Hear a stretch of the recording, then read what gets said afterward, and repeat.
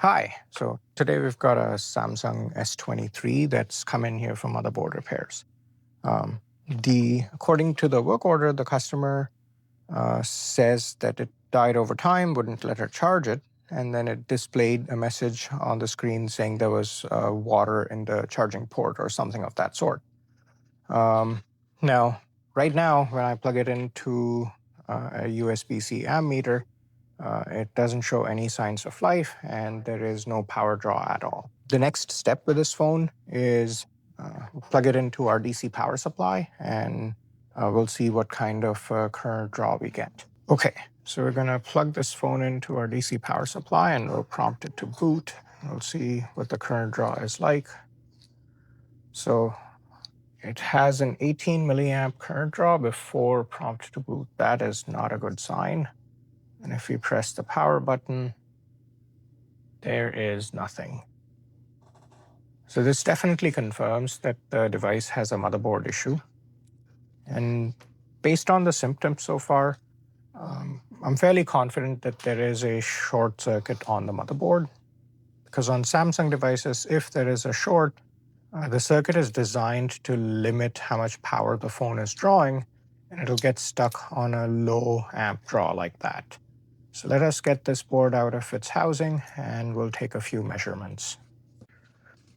So I'm going to briefly go over which lines we're going to check first on the Samsung S23. So the way these phones are designed is this is the battery connector. The power comes in from the right side of the battery connector. That's the positive rail. It goes to this chip on the back, and then this outputs the main power rail through this inductor, and it's called VPH power. So based on the current draw this device has, the first step is to measure VPH power and see if that line is working normally or not.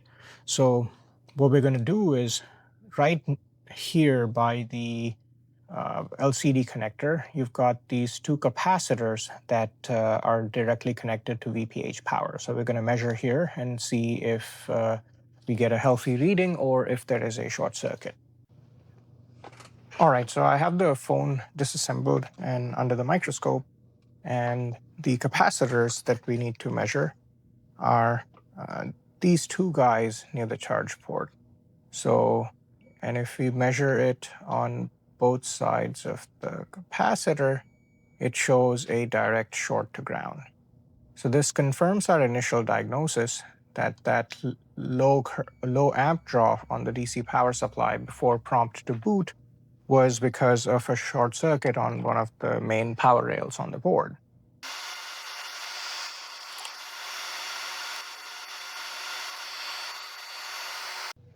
So after desoldering the shield from the S23, I could immediately see that there was a pretty bad electrical burn on the overvoltage protection chip. Part of the coating on this chip was just falling off. So that tells us that this chip is most definitely bad. Now, when we look at the board view, it turns out that that's the overvoltage protection chip, and it directly connects to the power coming in from the main charging port connector.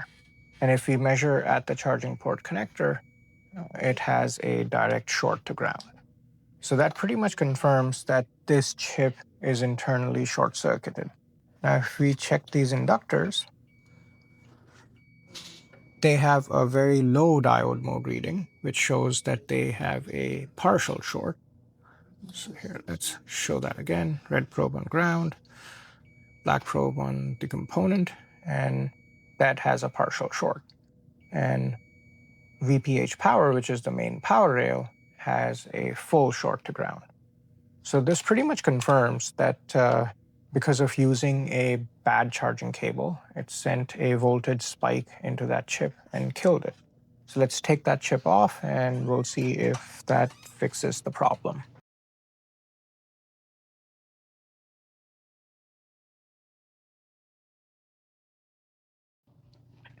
So after removing the chip, it was immediately clear that the problem was under the chip itself, because look how badly burnt it was. That chip was burnt to a crisp, burnt chip. So at this point, we will measure the board and make sure that with the chip removed, the short circuit has been cleared.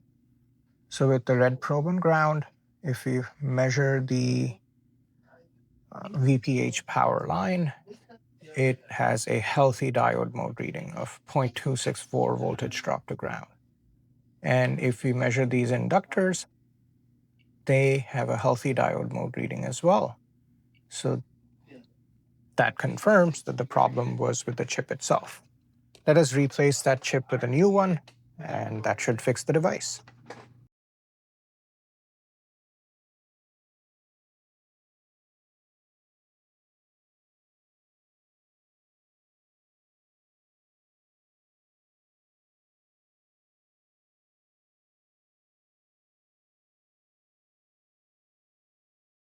All right.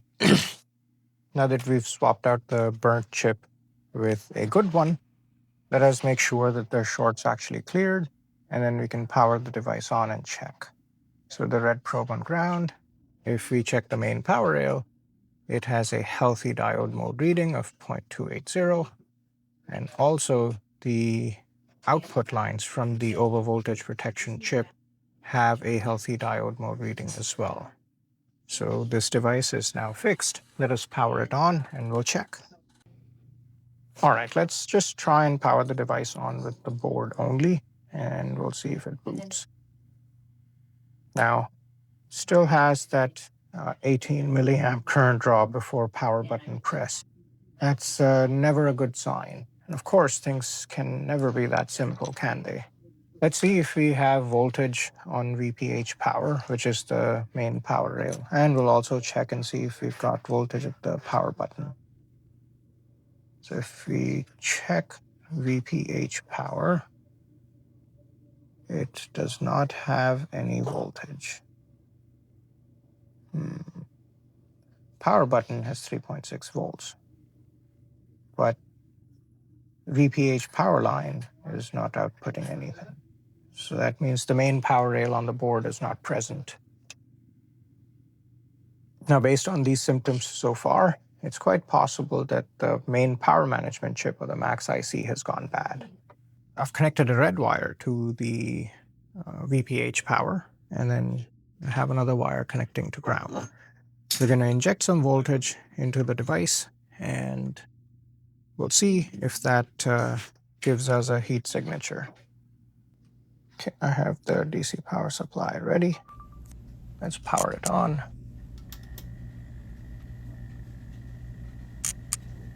Okay, we've got a hot spot directly under the MAX IC. Let's just take a look at the rest of the board and we'll see if we can spot any other lines.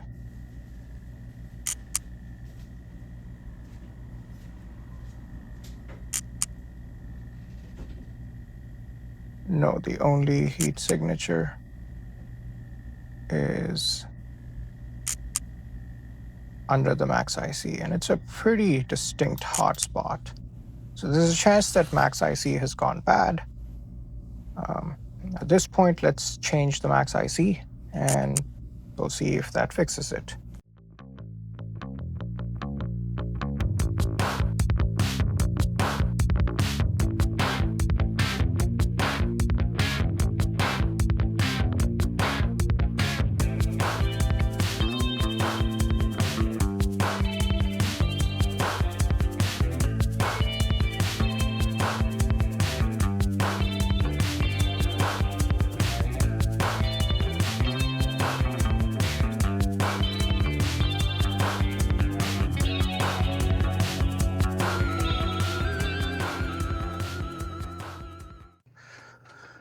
Okay, after replacing the burnt over voltage protection chip on this S23 and its charging IC, which is also called the MAX IC, let us power on the board and we'll check and see if it works.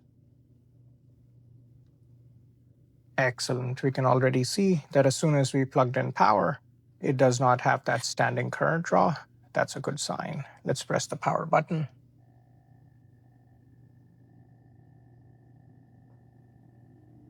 Awesome. We have Samsung logo. The phone is alive. Fantastic. She's alive.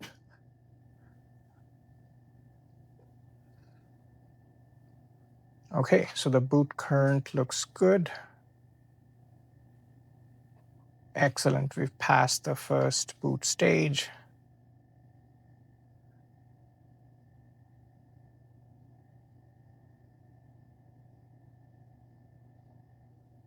And it boots. Data has been saved.